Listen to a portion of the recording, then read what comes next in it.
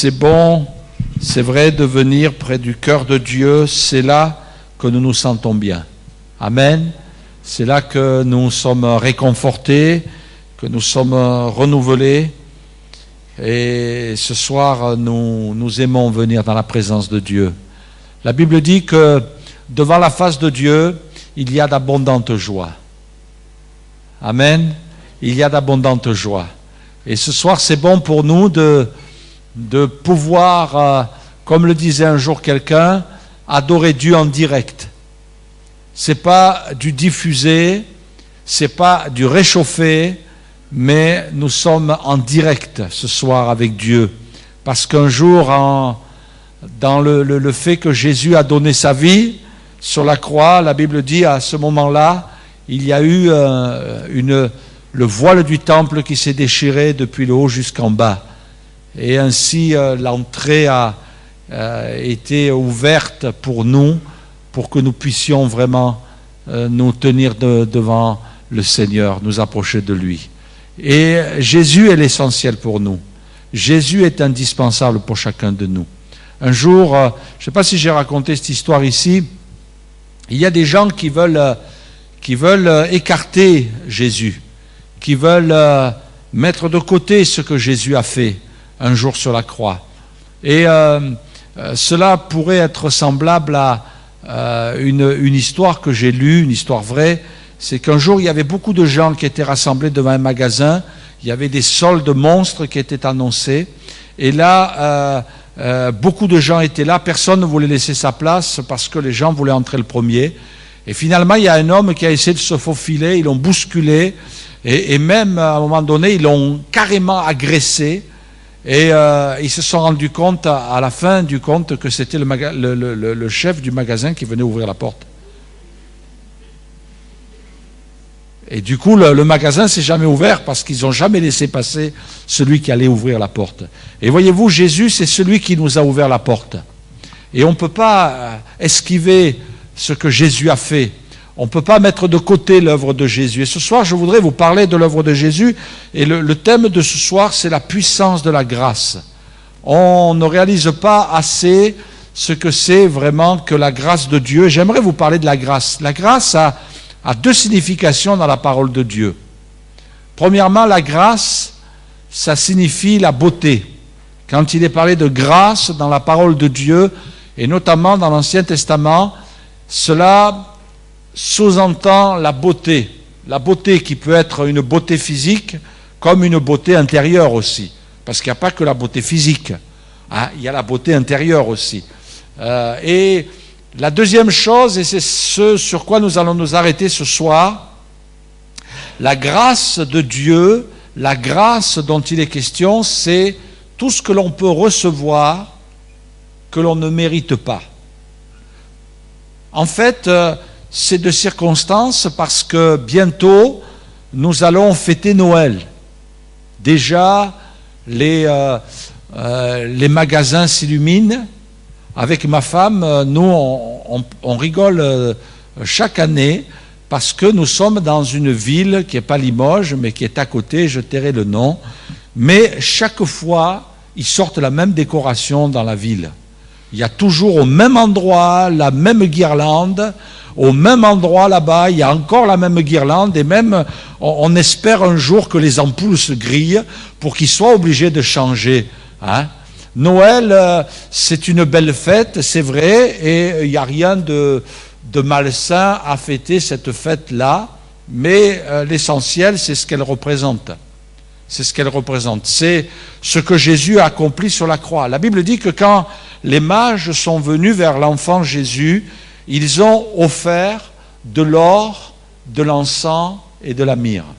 Alors est-ce que ça vient de là, le fait qu'à Noël, on se fait des cadeaux, on se retrouve en famille, on va manger un repas, on va se retrouver là et à un moment donné, le 25 décembre à minuit, le 24 décembre, à minuit, ou alors le 25 décembre à minuit, donc vous avez basculé, vous m'avez compris, du 24 au 25. On va commencer à s'offrir des cadeaux. Et c'est vrai que c'est un détail qui n'est pas marqué dans la Bible, mais il n'y a pas de mal à se faire du bien, disait quelqu'un. Hein? C'est toujours un bon moment. Mais je crois que Noël, enfin du moins la naissance de Jésus, pourrait être comparée vraiment à la grâce de Dieu, c'est-à-dire le cadeau que Dieu nous fait.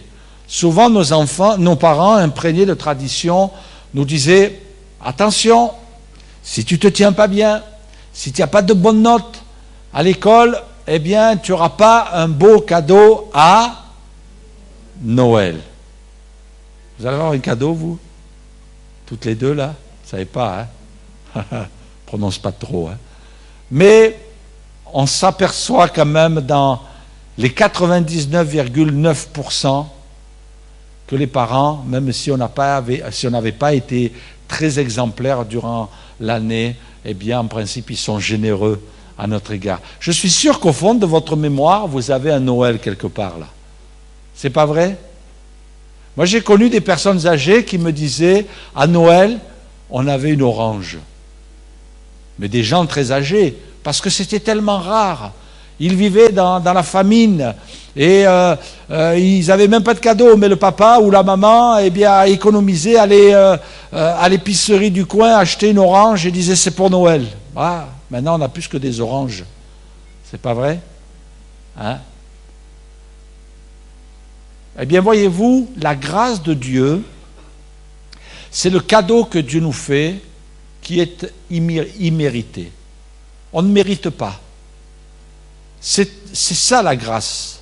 La grâce, en fait, littéralement, ça devrait être traduit par le cadeau immérité. Le cadeau, en fait, le cadeau qu'on ne peut pas acheter. Je ne sais pas si ça vous est déjà arrivé d'avoir des petits plans, de vous dire « Ah, j'aimerais bien tel cadeau. Oh, mais il est tellement cher que jamais je pourrais me l'acheter. » Eh bien, finalement, la grâce, c'est le cadeau que l'on ne pourra jamais acheter.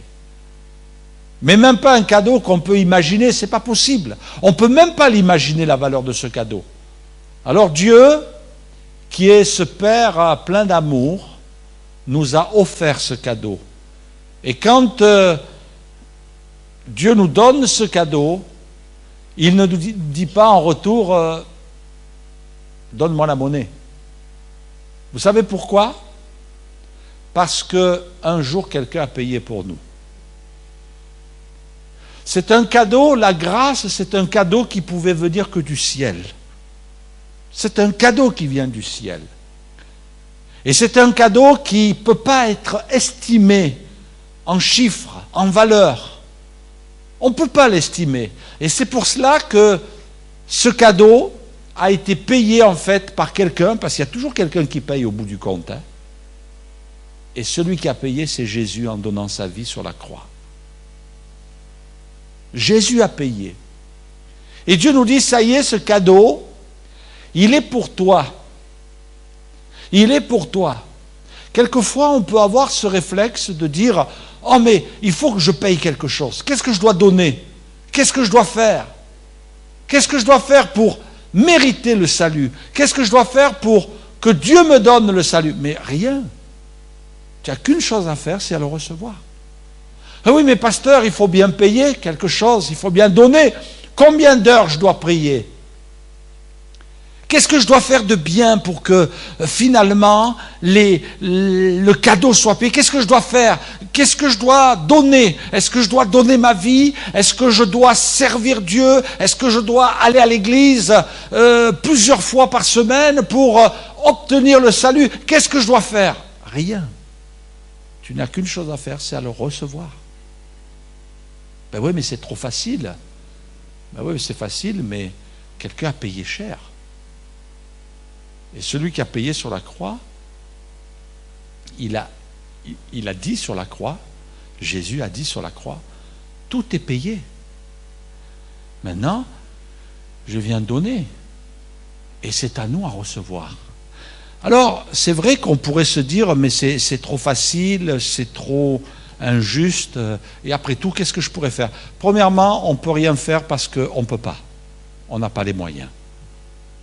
C'est comme si on disait à un petit enfant, tu veux un cadeau à Noël? Eh bien, paye-le. paye-le. Fais des économies, paye-le. Ah ben c'est plus un cadeau s'il a payé. Comprends? Eh oui. Mais c'est un don des parents. Et Jésus, c'est le don de Dieu pour nous. J'aimerais lire avec vous ce passage où il est dit, Jean lui a rendu témoignage et s'est écrié, c'est celui dont j'ai dit, celui qui vient après moi m'a précédé car il était avant moi. Et nous avons tous reçu de sa plénitude et grâce pour grâce, car la loi a été donnée par Moïse, la grâce et la vérité sont venues par Jésus-Christ. La grâce et la vérité sont venues par Jésus-Christ. Personne n'a jamais vu Dieu. Le Fils unique qui est dans le sein du Père est celui qui l'a fait connaître. La loi a été donnée par Moïse. La loi a été donnée par Moïse et la grâce et la vérité sont venues par Jésus. Pourquoi Dieu a-t-il voulu qu'il y ait la loi? La loi, elle est venue montrer que c'était impossible de payer. C'est ça la loi de Dieu aussi. La loi de Dieu, elle nous a pointé une direction et elle nous dit, tu vois ça, c'est impossible d'accéder à cela. Un petit peu, allez, je vais continuer ma petite histoire avec Noël. Moi, je pense qu'on aime tous un petit peu Noël quelque part. C'est un petit peu comme si un papa, il prenait son fils par la main et qu'il lui dise, je vais t'amener acheter un cadeau. Je vais te montrer... Non, attendez, je reprends. On rembobine là. Je vais t'amener voir un cadeau. Un beau cadeau. Et que le papa amène le petit enfant qui volait une belle bicyclette rouge avec une petite benne derrière pour charger ses petits cailloux. Et que le papa amène l'enfant et que le papa dise au petit enfant, allez, monte sur le vélo, essaye-le, il te plaît celui-là, la petite benne rouge, vas-y, essaye-le. Et que l'enfant commence à l'essayer, et qu'au bout d'un moment, le papa il lui dit, il te plaît? Et que l'enfant dit, oh papa, il me plaît. Et que le papa lui réponde, eh bien tu l'auras pas. Vous imaginez un petit peu ça? Ça doit être un choc pour le gamin. Le papa, bon, je ne dirais pas ce qu'il est exactement, mais la loi c'est ça. La loi a été donnée par Moïse. En fait, la loi, elle était en train de faire en sorte qu'on réalise ce que Dieu attend de nous, la puissance du péché, la puissance de la misère intérieure qui est à l'intérieur de nous, et que Dieu nous dise là, tu vois, eh bien ça, tu accéderas pas. Tu n'y arriveras pas. La loi, c'est ça. Et finalement, la grâce apparaît en Jésus pour dire, tu n'y es pas arrivé par toi-même, tu n'y arriveras jamais par toi-même, jamais par tes efforts, tu pourras satisfaire Dieu, jamais par tes bonnes œuvres, tu pourras entrer dans le ciel, jamais tu pourras te racheter, jamais tu pourras couvrir tous tes péchés, jamais, jamais, jamais, mais Dieu qui a vu que toi tu n'y arriveras jamais, quelqu'un y est arrivé pour toi, c'est Jésus. Amen. C'est un petit peu, je reprends mon histoire, parce qu'il faut quand même que je sois positif. Le papa qui dit au petit garçon, viens, je vais t'amener voir un cadeau. Et le papa amène le petit enfant devant la bicyclette rouge avec la petite benne dans laquelle il pouvait mettre ses petits cailloux. Et que le papa dise au petit garçon, allez, amuse-toi avec. Et que le papa dise au petit enfant, tu sais, j'ai pas l'argent, je peux pas te l'acheter, mais il y a quelqu'un qui l'a acheté et qui m'a dit d'aller la chercher au magasin avec toi. Et c'est quelqu'un qui a payé pour que tu puisses avoir le cadeau. C'est la grâce. C'est la grâce. Personne n'a payé, ni le papa, ni le petit garçon, mais quelqu'un a payé. Amen. Ça, c'est formidable. Dieu nous amène à réaliser que quelqu'un a payé. Mais voyez-vous, mes amis, cette notion de la grâce, elle est indispensable. Sans elle, vous vivez dans la frustration. Sans elle, vous vivez dans le découragement. Sans elle, vous vivez dans le désespoir. Parce que la grâce, c'est la clé qui nous ouvre la porte des bénédictions de Dieu. Parce que si on ne réalise pas la notion de la grâce, notre foi, elle est en défaillance. Et on ne reçoit pas parce qu'on s'y est mal pris. Parce qu'on a cru que c'était par nous-mêmes, que c'était par nos efforts, que c'était par nos prières, que c'était par le fait d'avoir lu la Bible 1 heure dans la journée. Non! Si nous pratiquons notre vie chrétienne, c'est parce que nous aimons la vie chrétienne. C'est parce que nous aimons la parole de Dieu que nous la lisons. C'est parce que nous aimons prier que nous prions. En fait, c'est parce que nous éprouvons du plaisir dans les choses de Dieu. Dieu ne nous dit pas, il faut. Non, on n'est plus sous la loi. On est sous la grâce. C'est-à-dire que si tu pratiques la vie chrétienne, si tu vis la vie chrétienne, c'est parce que tu aimes la vie chrétienne. Il y a un petit garçon qui s'est perdu dans l'allée là. Si les parents veulent bien le récupérer, à qui il est ce petit garçon? À qui tu es? Assieds-toi à côté de maman. Voilà. Voilà, t'es pas bien là? Ah ben reste là et bouge plus, hein? D'accord? Autrement, pas de cadeau, hein? Nous aimons la vie chrétienne. Mais ce n'est pas parce que nous faisons les choses que nous obtenons. Nous obtenons parce que nous croyons. Ce n'est pas la même chose. C'est pas la même chose. Nous croyons que Jésus est allé chercher les richesses de Dieu pour chacun de nous. Un cadeau. La Bible dit qu'on ne peut pas être sauvé autrement que par la grâce de Dieu. Car tous sont péchés, il est écrit dans l'Épître aux Romains, et ils sont privés de la gloire de Dieu.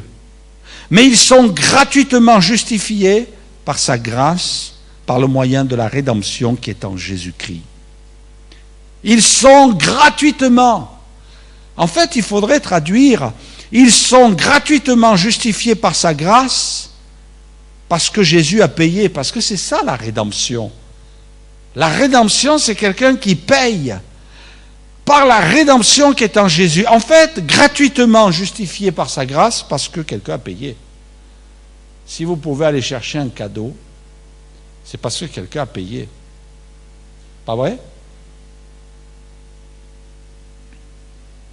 Un jour, on m'a amené dans un magasin, on m'a donné rendez-vous, m'a amené dans un magasin, et dans ce magasin, on m'a dit, choisis un costume.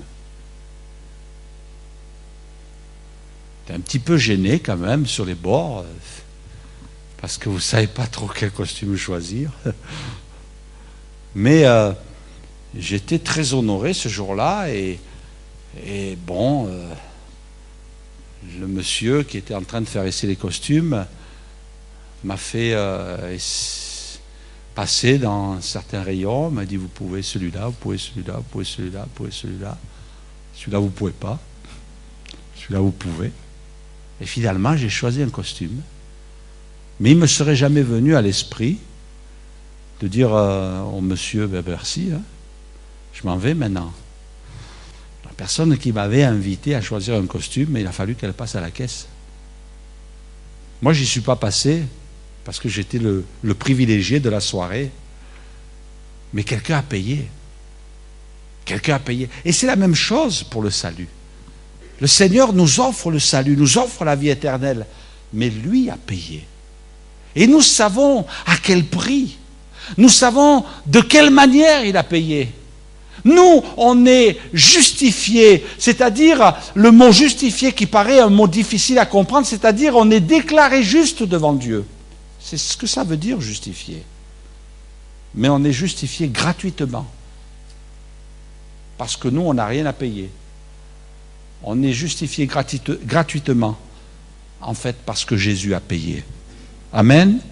Vous connaissez, est-il écrit dans l'Épître aux Corinthiens, la grâce du Seigneur Jésus-Christ, qui pour vous s'est fait pauvre de riche qu'il était, afin que par sa pauvreté, vous fussiez enrichis. Par la grâce de notre Seigneur Jésus, il a accepté de se faire pauvre pour nous. Ça veut dire quoi? Ça veut dire que Jésus a pris notre place. Jésus a pris notre place. Il a pris notre position. Il a pris notre situation. En fait, c'est quoi ce que Jésus a subi sur la croix? C'est quoi la mort de Jésus exactement? C'est ce qui nous attendait à tous. C'est ce qui nous attendait à tous. C'est là où nous devions aller. C'est le sort que nous devions subir. La Bible dit que Jésus a été crucifié, mais surtout la Bible dit que la colère de Dieu est tombée sur lui. Ça, on ne le mesure pas, on ne le comprend pas, on a du mal à le saisir. Mais la Bible dit la colère de Dieu est tombée sur lui. En fait, Jésus a pris notre place. A pris notre place. Il est mort sur la croix pour nous. Je me rappelle cette petite histoire qui s'est passée, alors je ne sais pas dans quelle guerre exactement et dans quel pays ça s'est passé, mais ça s'est passé comme ça. Il y avait un général qui visitait l'hôpital militaire dans lequel se trouvaient des blessés de guerre. Et à un moment donné, il va dans une chambre, et là il y a un jeune avec toutes sortes de bandes, encore où le sang avait traversé, et visiblement le médecin, enfin du moins celui qui accompagnait le général, avait dit il en a plus que pour quelques heures, c'est sûr, il va mourir de ses blessures. Et il s'est trouvé que le général vienne au chevet de ce soldat qui était mourant. Et il a vu juste à côté un autre jeune homme qui étrangement ressemblait à celui qui était dans le lit en train de mourir. Et il a vu un jeune homme qui était là avec des menottes de fer qui le tenaient. Et le général n'a pas très bien compris. Il voit ce jeune homme avec des menottes qui étaient au chevet de celui qui était en train de mourir. Et le général s'est approché du blessé, a commencé à le féliciter pour sa bravoure, pour son courage et de ce qu'il était en train de mourir pour défendre son pays, pour sa nation. Et celui qui était en train de mourir a rassemblé ses forces et il a dit « Mon général, j'ai une requête à vous demander. Vous êtes venu pour me décorer, vous êtes venu pour mettre une médaille avant que je meure, mais je vous ferai une requête, je ne veux pas de médaille. J'ai qu'une chose à vous demander, c'est que ce jeune homme qui est à côté, qui est mon frère, qui va lui être exécuté parce qu'il a été un déserteur dans l'armée, je vous demande qu'une chose, c'est que vous acceptiez que je prenne sa place, que je sois le condamné et que lui soit le sauvé. Et le général s'est retrouvé dans une situation assez confuse, mais il a dit « Je vous accorde cette requête ». Et il a demandé immédiatement que le jeune homme qui était menotté, on lui enlève ses menottes et soit libre. Et voyez-vous, c'est ce que Jésus a fait. Aux côtés de Jésus, il n'y a que des condamnés à mort. Nous sommes tous des condamnés à mort à cause de notre péché. Mais Jésus a pris notre place. Il a pris notre place en mourant sur la croix. Et devant Dieu le Père, il est celui qui a payé notre dette. Celui qui a payé pour notre péché. Et quand nous sommes pointés du doigt à cause de notre péché, eh bien, il y a Jésus qui montre ses mains qui ont été percées par les clous. Jésus qui a été blessé sur la croix pour nous sauver. Il est mort pour nous, mais il est mort à notre place. Et nous aurions dû être jugés à cause de notre péché. Et Jésus est venu pour nous sauver en donnant sa vie sur la croix. Mais le cadeau de Dieu, il faut le recevoir. Si tu le méprises en disant « je ne veux pas », alors la condamnation elle demeure sur toi. Alors tu es coupable devant Dieu. Et tu rendras compte. Et là, certains disent « oh, mais quand je serai devant Dieu, je vais m'expliquer ». Rien du tout, ils vont s'expliquer. Rien du tout. Ils ne pourront pas s'expliquer. Parce que le jugement de Dieu va s'abattre sur eux et ça va être terrible. Quand on imagine que la colère de Dieu qui est tombée sur Jésus, dans quel état ça a mis Jésus? Mes amis, imaginez ceux qui vont subir la condamnation de Dieu à cause de leurs péchés.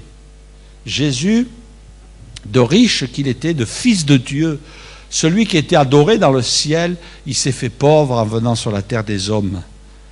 Et il a donné sa vie pour chacun de nous.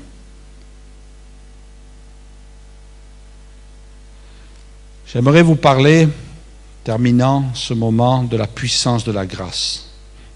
La puissance de la grâce, c'est Dieu qui nous accepte tels que nous sommes.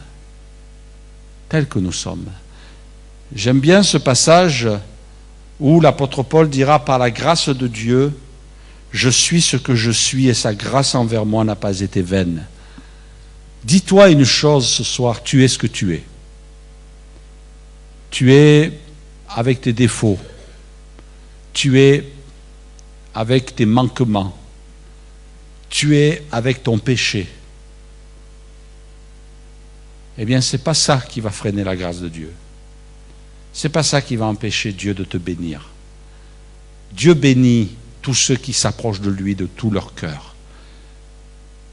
Ce qu'il faut, c'est que tu veuilles changer, tu veuilles que ça change dans ta vie, tu veuilles abandonner le péché, tu veuilles délaisser le mal, tu veuilles délaisser la désobéissance. Et Dieu te dit, tel que tu es. D'ailleurs, il y a même un compositeur un jour qui a écrit ce chant, tel que je suis sans rien à moi, je viens. Tel que je suis. Quelquefois, des gens entendent l'évangile et disent « Ah, c'est merveilleux que Jésus soit mort sur la croix pour moi. Oh, c'est extraordinaire que Jésus ait donné sa vie. » Et quand ils entendent la voix de Dieu qui les appelle à venir, ils se disent « Non, je ne mérite pas. Non, je ne suis pas digne. » Mais c'est sûr que tu n'es pas digne. Mais personne n'est digne. Personne. Un jour, je me rappelle, dans une église où j'étais chrétien dans cette église. Et à un moment donné, il y a quelqu'un qui élève la voix et qui dit « Oh Seigneur, je veux vraiment te louer. » C'était un dimanche matin. « Je veux vraiment te louer. Autrefois, j'étais un voyou. Autrefois, j'étais un bagarreur. Autrefois, j'étais un violent. Autrefois... » Et il était en train d'énumérer tout ce qu'il était. « Mais Seigneur, tu m'as béni. Tu m'as sauvé. Oh Seigneur, c'est formidable. » Et quand il était en train de finir ses phrases, il était en train de pleurer, il avait le visage rempli de larmes. « Oh Seigneur, c'est extraordinaire ce que tu as fait dans ma vie, je veux te louer devant tout le monde ce matin, parce que maintenant je suis ton enfant. » C'est extraordinaire une prière comme ça. Mais il y a quelqu'un dans l'auditoire, qui n'était pas très loin de moi, qui à la sortie du culte m'a dit « Oh là là, ben il en a fait des choses. Hein. » Elle a dit « Mais je ne comprends pas qu'avec tout ce qu'il a fait, il soit dans l'église, ce gars-là. Mais qu'est-ce qu'il fait là? Est-ce que Dieu a vraiment pardonné tous ses péchés? » Ah, j'étais là la bouche ouverte. Mais c'est ça la grâce de Dieu. Je suis ce que je suis. Oh, il n'a pas dit « je suis un voleur ». Il n'a pas dit « je suis un violent ». J'étais. Comprenez la nuance? J'étais, c'est fini. Maintenant, Jésus est passé dans ma vie. Maintenant, ma vie a changé. C'est vrai, c'est extraordinaire. Un jour, il y a des Juifs qui sont venus vers Jésus, des gens importants. De l'époque de Jésus, c'était des Juifs, on dirait, collés-montés. Et ils ont dit à Jésus, écoute, il y a un homme là, ils étaient venus à plusieurs, et ils ont dit, il y a un homme, il mérite. Moi, j'ai toujours été impressionné par cette expression, il mérite que tu fasses quelque chose pour lui. Et ils vont continuer en disant, oui, tu sais, il nous a aidés, peut-être même, il a financé pour la construction d'une synagogue. Et ce que j'aime beaucoup dans cette histoire, c'est que Jésus n'a rien dit. Et il les a suivis. Il les a suivis. Et l'histoire nous raconte qu'au fur et à mesure que Jésus approchait de la maison de cet homme, la Bible nous dit que là, il a envoyé des amis des amis. Et sûrement que les amis connaissaient bien ce gars-là. Et ses amis sont venus et ils ont dit à Jésus, stop, arrête-toi là. Alors Jésus s'est arrêté. Qu'est-ce qui se passe? Eh bien, écoute Jésus, nous sommes les amis de ce centenier romain. Et il nous dit de te dire qu'il n'est pas digne que tu entres sous son toit. Et il se sent tellement indigne qu'il n'a même pas eu le courage de venir vers toi. Mais cet homme est confiant. Il est confiant. Et si seulement tu dis un mot, son serviteur sera guéri. Voyez, souvent, quand on commence à faire les premiers pas, on se dit, oh, je mérite quelque part que Dieu me bénisse. Moi, j'ai entendu des gens comme ça me dire, pasteur, je mérite. Ouais. Même j'ai entendu des gens quelquefois me dire, oh, pasteur, si vous aviez connu ma tante. Ah, ma tante, c'était une sainte. Ah, ma tante, elle est allée direct au ciel. Tout droit. Ah, ils sont sûrs, hein? Mais la Bible nous dit qu'on n'entrera pas dans le ciel parce qu'on mérite. Personne.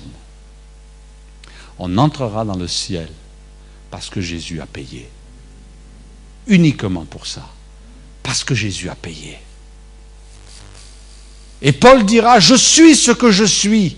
C'est vrai, quand Paul pense à son passé, il n'est pas glorieux, il est triste, il est malheureux, il est sûrement dans le trouble à l'intérieur, mais il dit la grâce de Dieu n'a pas été vaine envers moi. Il y a des gens quelquefois qui disent non, c'est pas possible que Dieu puisse m'aimer comme je suis. Mais oui, Dieu t'aime. Oh pasteur, mais c'est pas possible. Si vous saviez ce que j'ai fait, oui. J'ai pas besoin de savoir. Mais si tu savais ce que ton voisin a fait aussi. Et laissez-moi vous dire comme ça entre nous, là, vous ne le répéterez à personne parce que je risque d'avoir des problèmes. Si vous saviez ce que j'ai fait moi aussi.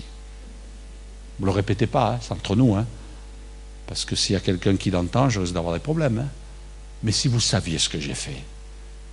Mais la grâce de Dieu n'a pas été vaine envers moi. Amen. La grâce de Dieu n'a pas été vaine. Et c'est ce que est en train de nous dire ici l'apôtre Paul. Je suis ce que je suis, quelle que soit ta vie. Quel que soit ton état. La personne qui me parlait de cet homme qui était en train de prier dans l'église en disant « Oui, j'étais violent, j'étais ceci, j'étais cela. » Moi, j'étais son ami à lui. Et quand il me racontait ce qu'il était, je peux vous assurer que ce n'était pas bien beau. Hein. Et la personne me disait « Mais je ne comprends pas que des gens comme ça soient sauvés. » Ben oui. Et c'est souvent les plus enfoncés qui goûtent le plus la grâce de Dieu.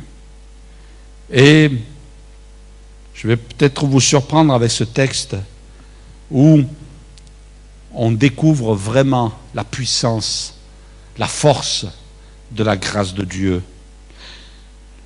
On voit dans les Corinthiens toujours l'apôtre Paul qui dira « Et pour que je ne sois pas enflé d'orgueil à cause de l'excellence de ces révélations, il m'a été mis une écharde dans la chair, un ange de Satan pour me souffleter, m'empêcher de m'enorgueillir.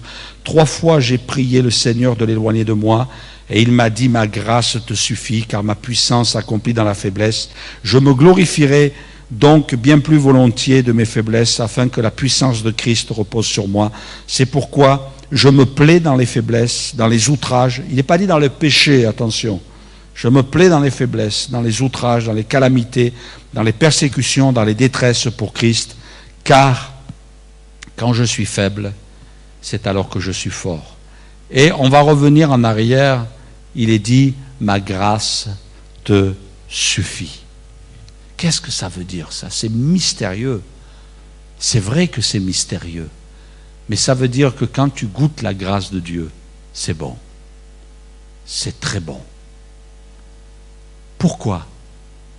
Pourquoi cet homme devait-il vivre de telles choses?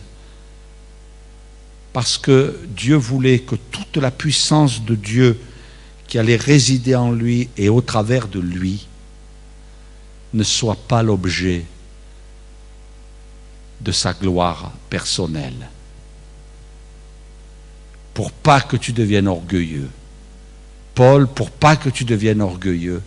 Et que tu réalises que tout ce qui va se passer dans ta vie, toutes les bénédictions que je vais te donner, tout ce que je vais faire au travers de toi, les gens que je vais guérir, les démons que je vais chasser, les vies que je vais transformer, tout ce que je vais faire au travers de toi, c'est pas pour toi et c'est pas à cause de toi, mais c'est par grâce. Oui. Quand tu pries, quand tu demandes à Dieu et que tu dis « Oh, pasteur, là, ce sujet-là, il faut que je prie 1 heure. Et en priant 1 heure, je vais être exaucé. » Eh bien, mon ami, tu te mets le doigt dans l'œil jusqu'au coude. Eh oui, parce que c'est pas comme ça que ça marche. Si tu pries 1 heure, c'est parce que tu es bien dans la présence de Dieu. Si tu jeûnes, c'est parce que tu aimes jeûner. Si tu viens à l'église, c'est parce que tu es bien dans l'église. Mais ce qui fait la bénédiction de Dieu dans ta vie, ce qui amène l'exaucement de la prière dans ta vie, c'est parce que tu as cru dans la grâce. Tu as cru que Jésus a payé pour toi. Tu as cru que Jésus a donné sa vie. Tu reçois tout par grâce. Tout par grâce. C'est un cadeau. Un cadeau que tu ne mérites pas parce que tu es un pécheur, parce que tu es un incrédule, parce que tu as pas assez de foi. Il te manquera toujours quelque chose. Mais si Dieu te le donne, c'est par grâce. Et c'est parce que Jésus a payé. Amen. Alors ce soir, je vais inviter les musiciens d'abord, et je voudrais terminer avec vraiment ce dernier texte de la Bible qui nous dit dans l'Épître aux Hébreux, « Approchons-nous donc avec assurance du trône de la grâce, afin d'obtenir miséricorde et de trouver grâce pour être secourus dans nos besoins. » La Bible nous dit que dans le ciel, il y a un trône. Sur ce trône, Dieu est assis. Et quand il est parlé de trône dans la Bible, on peut sous-entendre aussi qu'il s'agit d'un lieu de jugement. Souvent dans la Bible, quand il est parlé du trône, c'est un lieu de jugement. Et là, la Bible nous dit que sur ce trône, il y a Dieu qui est assis. La Bible nous dit que ceux qui vont être jugés vont passer devant le trône, vont être jugés devant Dieu. La Bible nous dit que Jean, dans l'Apocalypse, a vu un trône sur lequel la majesté divine est assise. Et là, sur ce trône, nous allons passer un jour, rendre compte pour notre vie. Mais ici, dans la parole de Dieu, il est dit, vous pouvez vous approcher. L'Épître aux Hébreux, c'est une révolution pour les Juifs. C'est en train de tout éclairer la loi par la croix. Et là, la croix est en train d'éclairer le trône de Dieu pour nous dire, sur ce trône, il y a Dieu qui va juger les nations. Mais sur ce trône, toi qui as rencontré Jésus et qui as reçu la grâce, qui as reçu le pardon, alors ce n'est pas un jugement qui t'attend. Ce n'est pas une condamnation. Ce n'est pas Dieu qui va faire la radio de ton cœur et dire « Oh, tu as fait ceci, tu as fait cela, tu as été ceci, tu as été cela. » Non, non, non, non, non. Pour celui qui est passé par Jésus, pour celui qui a reçu Jésus dans son cœur, ce n'est pas un trône de jugement, mais c'est un trône de grâce. De grâce. Et Dieu nous invite là, par le Saint-Esprit, approchons-nous de ce trône. C'est-à-dire, approchons-nous de Dieu. Et ce soir, tu peux t'approcher de Dieu. Tu peux venir dans sa présence, sans avoir peur.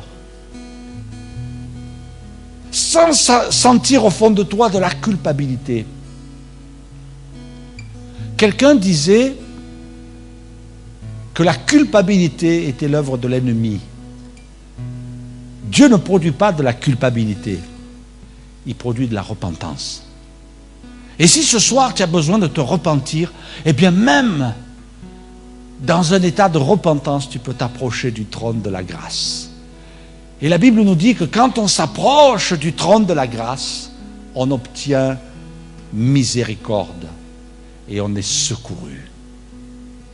On obtient le pardon. On obtient la tendresse et l'amour de Dieu dont nous avons besoin. Vous savez que souvent nos problèmes qui sont à l'intérieur de notre cœur sont des problèmes qui proviennent de notre enfance et des douleurs qu'on a subies dans la vie.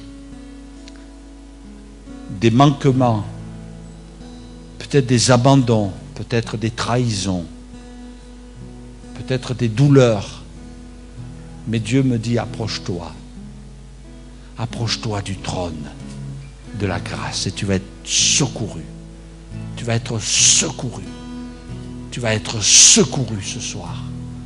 Et même si tu es un chrétien, ce message ne s'adresse pas qu'aux gens qui viennent pour la première fois ou qui n'ont pas encore fait le pas. Mais Dieu te dit, tu vas être secouru ce soir. Quel est le secours dont tu as besoin? Quel est le secours qui est nécessaire pour toi? Dieu dit, je vais te secourir, mais tu ne vas pas t'approcher de n'importe qui ce soir. Tu ne vas pas t'approcher d'un Dieu qui va t'accuser, d'un Dieu qui va te menacer, d'un Dieu qui va te dire, tu ne mérites pas. Non, va-t'en, repars, je ne veux pas te bénir ce soir. Les autres, je vais les bénir, mais pas toi. Non, ça, ce n'est pas la voix de Dieu, ça. C'est la voix de l'ennemi. La voix de Dieu dit, reconnais Jésus, mon fils, comme le sauveur de ton âme. Et viens, approche-toi. J'ai bien aimé un jour cette image de quelqu'un qui disait que le voile qui était dans le temple de Dieu, qui s'est déchiré le jour où Jésus est mort sur la croix, quelqu'un prolongeait en disant, c'est un petit peu comme si de ce voile déchiré, le bras de Dieu sortait et que Dieu nous appelle. Approche, approche, viens, viens, allez, viens, passe le voile. Le voile, il est déchiré parce que le voile représente Jésus qui est mort sur la croix. C'est pour ça que c'est déchiré. Il a ouvert la porte. Il a ouvert avec la clé de la croix. Il a ouvert et là tu peux passer. Tu peux passer, passe maintenant, viens. Oh ben non, Seigneur, je veux pas, je vais être foudroyé. Seigneur, je vais être jugé. Non, viens, crois. Crois.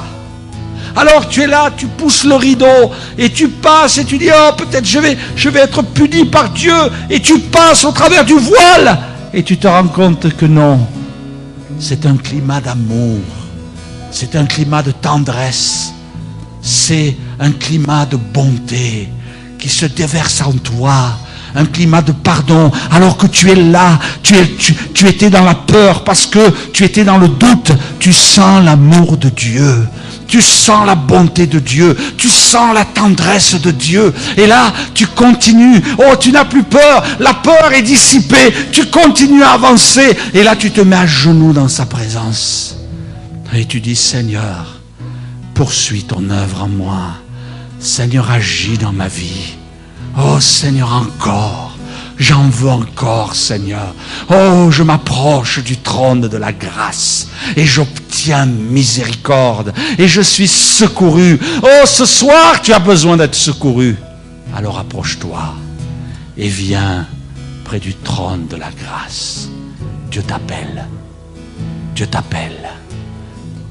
Le bras de Dieu sort du voile déchiré et te dit, viens, viens, parce que je veux que tu sois mon enfant. Je veux que tu sois mon enfant, que tu sois mon fils, que tu sois ma fille. Viens dans ma présence. Viens, parce que là, dans ma présence, je vais te secourir, je vais te bénir, je vais te transformer, je vais te changer. Viens, Dieu nous appelle. Ah, ce soir, on veut s'approcher du trône de la grâce. Je voudrais vous inviter à fermer nos yeux quelques instants. Fermez nos yeux quelques instants. Et dire à Dieu dans ton cœur, ce soir, je viens, j'ai plus peur. J'ai plus peur parce que Jésus a payé. J'ai plus de crainte ce soir J'ai plus de doute ce soir. Je m'approche de toi. Je suis ce que je suis. Je suis ce que je suis. Peu importe mon passé, peu importe, Seigneur, mes difficultés. Ce soir, Jésus a payé. Moi, je n'ai qu'à croire, je n'ai qu'à recevoir. Et je viens près de toi et je veux recevoir. Amen. Alléluia.